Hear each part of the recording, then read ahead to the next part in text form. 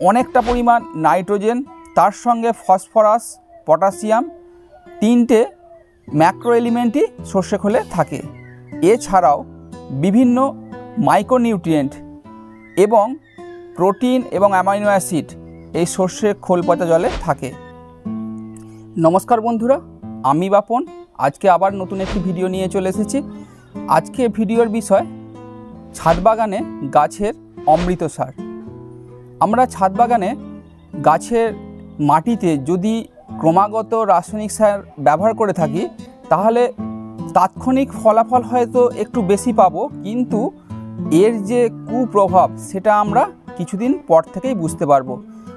রাসায়নিক সার ক্রমাগত ব্যবহার করতে থাকলে গাছের মাটি আস্তে আস্তে একটা সময় পর গাছের মাটি একেবারে বন্ধা হয়ে যাবে, সেখানে গাছের গ্রোথ পুরোপুরি থমকে যাবে, ফুল ফল আর কিছুই আসবে না। তাই গাছের মাটি যদি ঠিক রাখতে চান এবং আপনার ছাদ বাগানের গাছটিকে যদি ঠিকমতো বৃদ্ধি এবং ফল ফুল চান তাহলে অবশ্যই গাছের এই অমৃত সারটি ব্যবহার করতে হবে। বন্ধুরা, আজকে আপনারা বুঝতেই পারছেন কার কথা বলছি। গাছের অমৃত সার বলতে আমরা সর্ষে খোল পচা জলের কথা বলছি।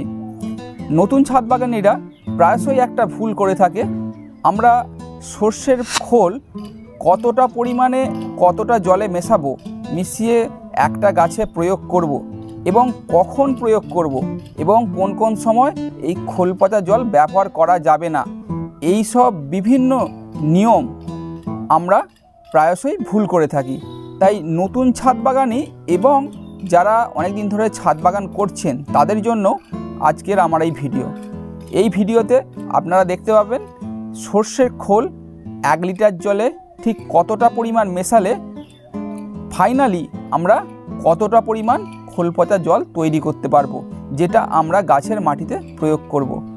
একটা কথা মনে রাখবেন, খোল পচা জল কখনোই আমরা ঘন করে গাছের মাটিতে ব্যবহার করব না। এর ফলে কিন্তু অনেক সময় গাছ আস্তে আস্তে মৃত্যুর কোলে ঢলে পড়ে। প্রথমেই বলে রাখি, খোল পচা জল আমরা কেন গাছে ব্যবহার করি। কারণ এই সর্ষের খোল এর মধ্যে গাছের প্রয়োজনীয় প্রায় সমস্ত পুষ্টিমৌল এখানে বর্তমান থাকে। যেমন সর্ষে খোলে অনেকটা পরিমাণ নাইট্রোজেন, তার সঙ্গে ফসফরাস, পটাশিয়াম, তিনটে ম্যাক্রো এলিমেন্টই সর্ষে খোলে থাকে। এছাড়াও বিভিন্ন মাইক্রোনিউট্রিয়েন্ট এবং প্রোটিন এবং অ্যামাইনো অ্যাসিড এই সর্ষের খোল পচা জলে থাকে। তাই সর্ষের খোল পচা জল আমাদের ছাদ বাগানের গাছের জন্য একেবারে প্রকৃতপক্ষেই একটা অমৃত সার। চলুন বন্ধুরা, এখন আমরা দেখে নিই এই খোল পচা জলটা কিভাবে পচাবো। প্রথমেই বলে রাখি, আমরা এই যে খোলগুলো নিয়েছি এই খোলটা কিন্তু চটি খোল। এছাড়াও বাজারে এই সর্ষে খোলই গুঁড়ো করেও পাওয়া যায়। এবার একটা কথা বলে রাখি, গুঁড়ো খোলের মধ্যে অনেক সময়ই এখন বাজারে ভেজাল চলে আসছে। তাই আমি সব সময় আপনাদেরকে বলবো এই চটি খোলটি আপনারা ব্যবহার করবেন। প্রথমে আমাদের কি করতে হবে, 100 গ্রাম খোল এখানে ওয়েট করব। এবার এই 100 গ্রাম খোলটা আমরা 1 লিটার জলে মেশাবো। সেই 1 লিটার জলে এই 100 গ্রাম খোলটা আমরা 3 থেকে 4 দিন পচাবো। এই পচানোর নিয়মটি আবহাওয়ার তারতম্যের জন্য একটু কম বেশি হতে পারে। আমরা গ্রীষ্মকালে দেখেছি 3 থেকে 4 দিনের মধ্যে এই খোলটা পচে যাচ্ছে, কিন্তু শীতকালে এই খোলটা পচতে প্রায় 6 থেকে 7 দিন সময় লাগে। এবার বন্ধুরা আমরা কি করব, এই 100 গ্রাম খোলটিকে 1 লিটার জলে আমরা পচানোর জন্য দিয়ে দেব। এইভাবে 1 লিটার জলে এই 100 গ্রাম খোলটা যেদিন মেশাবো তার পরের দিন থেকে আমাকে প্রত্যেক দিন এই খোল পচা জলটা একটা লাঠি দিয়ে ভালো করে নেড়ে দিতে হবে এবং এই খোল পচানোর সময় আমরা জারটিকে একটি ছাওয়াযুক্ত জায়গায় রাখব। এইভাবে 4 দিন খোলটা পচানোর পর আমরা এই 1 লিটার খোল পচানো জলটিকে 20 লিটার জলের সঙ্গে মিশিয়ে দেব। টোটাল আমরা 20 লিটার জল, এই 1 লিটার জল থেকে 20 লিটার খোল পচানো জল প্রস্তুত করতে পারবো। তা এখানে বন্ধুরা একটা কথা মনে রাখবেন যে একেবারে পাতলা করে খোল পচা জল দিচ্ছি মানে গাছে কোনো কাজ হবে না, এটা কখনোই মনে করবেন না। কারণ বেশি ঘন করে খোল পচা জল ব্যবহার করলেই সেই জলটি কিন্তু গাছের গোড়ায় আপনার লাভের থেকে ক্ষতিই বেশি করবে। তাই আমি সবসময় সাজেস্ট করব যে খোল পচা জল একটু পাতলা করে ব্যবহার করুন, তাতে গাছের ভালো উপকার হবে এবং গাছ সহজেই সেই খাবারটা নিতে পারবে। এবার এই খোল পচা জল দেওয়ার সময় দু একটি সতর্কতা আপনাদের অবলম্বন করতে হবে।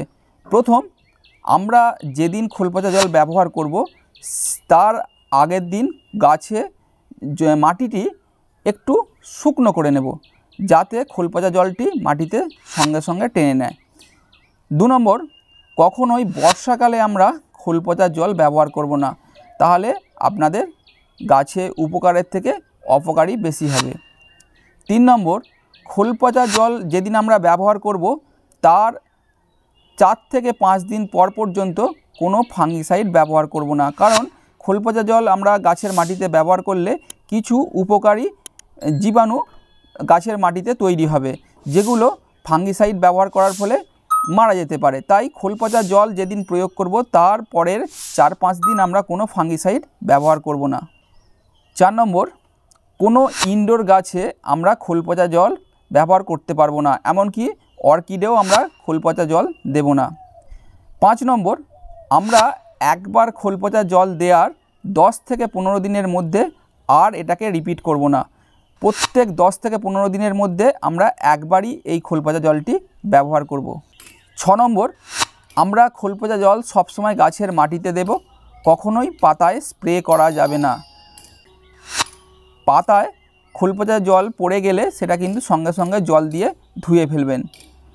7 নম্বর, খোল পচা জল সবসময় আমরা সকালবেলা ব্যবহার করব। সকালবেলা একদম সূর্য ওঠার আগে আপনারা এই খোল পচা জলটি ব্যবহার করবেন।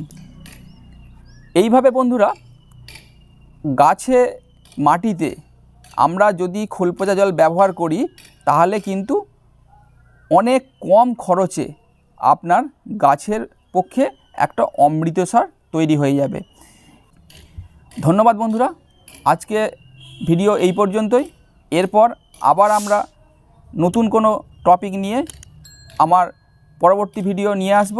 আপনাদের যদি কোনো মতামত থাকে আপনারা অবশ্যই কমেন্ট সেকশানে লিখতে পারেন এবং কোনো বিষয়ে যদি আপনারা ভিডিও চান সেটাও কমেন্ট সেকশানে লিখতে পারেন।